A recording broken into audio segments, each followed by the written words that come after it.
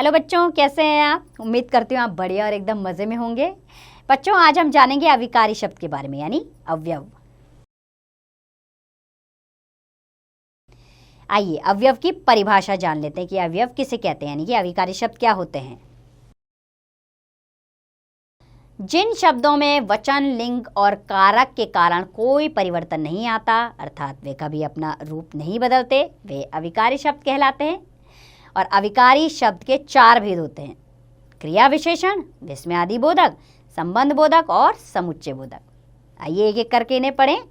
सबसे पहले हम पढ़ेंगे क्रिया विशेषण के बारे में। सामने चित्र दिए गए हैं, उन्हें ध्यानपूर्वक पढ़ते हैं। पहले चित्र में राधिका और सुरभि धीरे धीरे बातें कर रही हैं। धीरे धीरे। आदित्य अभी तक सो रहा है। अभी तक। बच्चे बाहर खेल रहे हैं। बाहर। अमन ने ज्यादा खाना खा लिया। ज्यादा। तो बच्चों, आप जान गए होंगे ये कैसे शब्द हैं। चलिए आगे और जाने इसे। तो पिछले पृष्ठ पर दिए गए वाक्यों में धीरे धीरे, अभी तक, बाहर तथा ज्यादा शब्द किसी न किसी रूप में क्रिया की विशेषता बता रहे हैं। धीरे धीरे शब्द बात करने के ढंग या रीति को बता रहे हैं। अभी तक शब्द सोने का समय बता रहे हैं और बाहर शब्द खेलने का स्थान बता रहा है तथा ज़्यादा शब्द खाने की मात्रा या परिमाण बता रहे हैं। तो ये क्या है? क्रिया विशेषण। आइए एक बार परिभाषा जाने इसकी। जो शब्द क्रिया की रीति, काल, स्थान एवं परिमाण संबंधी विशेषताएं बताते हैं वे क्रिया विशेषण कहलाते हैं। क्रिया विशेषण के 4 भेद होते हैं: रीतिवाचक, कालवाचक, स्थानवाचक तथा परिमाणवाचक। आइए जाने रीतिवाचक क्रिया विशेषण क्या है। जो शब्द क्रिया के होने का ढंग या रीति बताते हैं, अर्थात क्रिया किस तरीके से की गई है, अर्थात क्रिया कैसे हो रही है, इसकी जानकारी देते हैं, तो वो रीतिवाचक क्रिया विशेषण कहलाते हैं। जैसे दादाजी धीरे धीरे चल रहे हैं। कैसे चल रहे हैं? धीरे धीरे। तो धीरे धीरे रीतिवाचक क्रिया विशेषण। वह जल्दी जल्दी बोलता है। कैसे बोलता है? जल्दी जल्दी। तो जल्दी जल्दी क्रिया विशेषण है। अगला है कालवाचक क्रिया विशेषण। जो शब्द क्रिया के होने का समय बताते हैं, अर्थात क्रिया कब हो रही है यह जानकारी देते हैं, वहां कालवाचक क्रिया विशेषण होता है। जैसे मैं आज ही आगरा से आई हूं। तो कब आई हूं? आज। पिताजी को कल दिल्ली जाना है। तो बच्चों, इन दोनों वाक्यों में आज शब्द आने का बोध तथा कल शब्द जाने का समय बता रहे हैं, अतः ये कालवाचक क्रिया विशेषण है। तीसरा है स्थानवाचक क्रिया विशेषण। जो शब्द क्रिया के होने का स्थान बताते हैं, अर्थात क्रिया कहाँ व किस स्थान पर हो रही है इसकी जानकारी देते हैं, तो वहाँ स्थानवाचक क्रिया विशेषण होता है। जैसे मनु घर के भीतर बैठा है, बिल्ली पेड़ के नीचे सो रही है। तो इन दोनों वाक्यों में भीतर शब्द और बैठने का तथा नीचे शब्द सोने का स्थान बता रहे हैं, तो ये स्थानवाचक क्रिया विशेषण है। और चौथा है परिमाणवाचक क्रिया विशेषण। जो शब्द क्रिया की मात्रा या मापतोल के बारे में बताते हैं, अर्थात क्रिया कितनी हुई यह जानकारी देते हैं, परिमाणवाचक क्रिया विशेषण कहलाते हैं। जैसे रजनी बहुत कम बोलती है, बाल्टी में थोड़ा पानी भरा है। तो इन दोनों वाक्यों में कम शब्द बोलने की तथा थोड़ा शब्द भरने की मात्रा बता रहे हैं, अतः ये परिमाणवाचक क्रिया विशेषण है। आइए ध्यान देने योग्य बातें जान लें।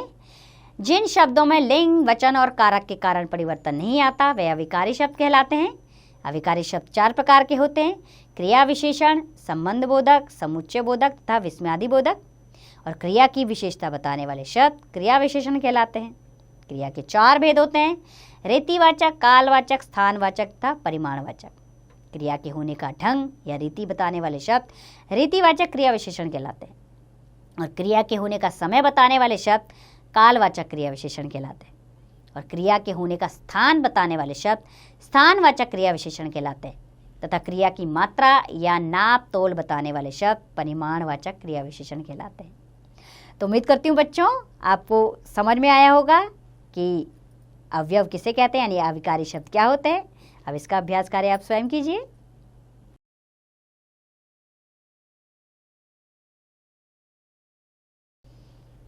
अब हम पढ़ेंगे संबंध बोधक के बारे में।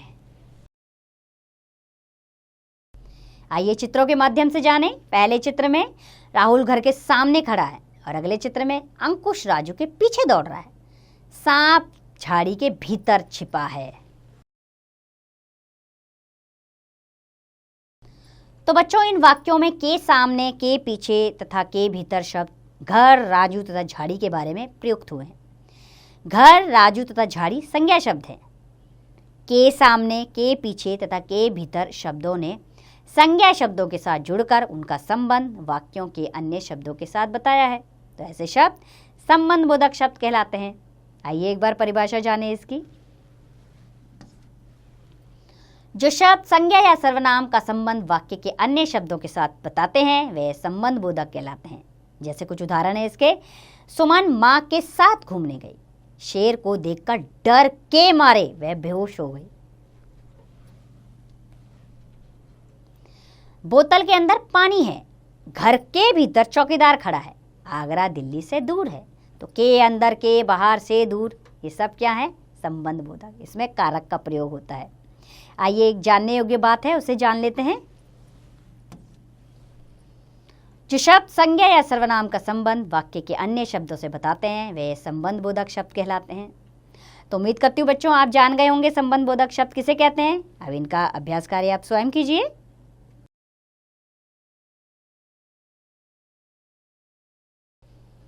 हम पढ़ेंगे अब समुच्चय बोधक के बारे में। चित्र दिए गए हैं दो हमारे सामने, उन्हें पढ़ते हैं। जैसे नेहा और पिताजी बात कर रहे हैं। तुम्हें गेंद खरीदनी है या खिलौना? तो बच्चों, इन वाक्यों में और तथा या शब्द दो शब्दों या दो वाक्यों को जोड़ रहे हैं। ऐसे शब्द योजक या समुच्चय बोधक कहलाते हैं। आइए इसकी भी परिभाषा जानें एक बार। जो शब्द दो शब्दों, वाक्यांशों या दो वाक्यों को जोड़ते हैं उन्हें योजक या समुच्चय बोधक शब्द कहते हैं। जैसे कुछ उदाहरण है। शुभा एवं शुभम खेल रहे हैं। राधे परीक्षा देता लेकिन वह बीमार था। मेहनत करो ताकि अच्छे अंक ला सको। तुम बड़े हो या तुम्हारा भाई। तुम्हें बहुत समझाया परंतु तुम नहीं समझे। वह बीमार था इसलिए नहीं आ सका। तो ये रंगीन शब्द क्या है? समुच्चय बोधक। आइए ध्यान देने योग्य बातें जानें। दो शब्दों, वाक्यांशों या वाक्यों को जोड़ने वाले शब्द योजक या समुच्चय बोधक शब्द कहलाते हैं। तो उम्मीद करती हूँ बच्चों आप जान गए होंगे समुच्चय बोधक शब्द किसे कहते हैं। अब इसका अभ्यास कार्य आप स्वयं कीजिए।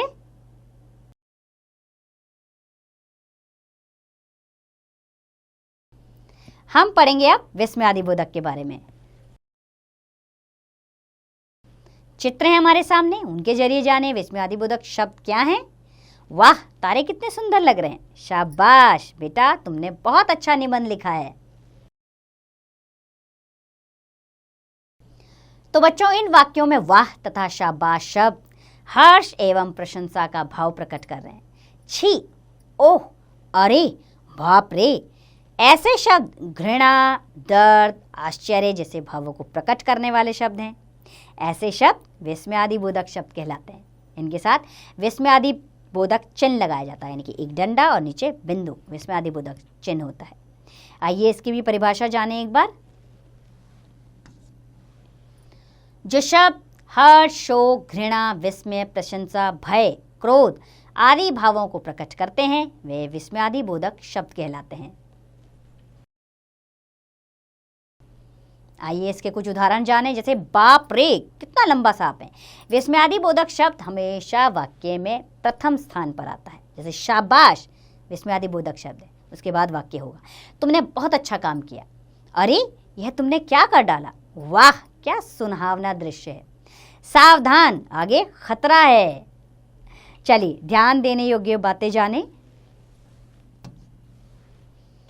मन के भावों को प्रकट करने वाले शब्द विस्मयादि बोधक शब्द कहलाते हैं। ये शब्द वाक्य के आरंभ में प्रयोग में आते हैं। इनके आगे विस्मयादि बोधक चिन्ह लगाया जाता है और उसके बाद पूरा वाक्य लिखा जाता है।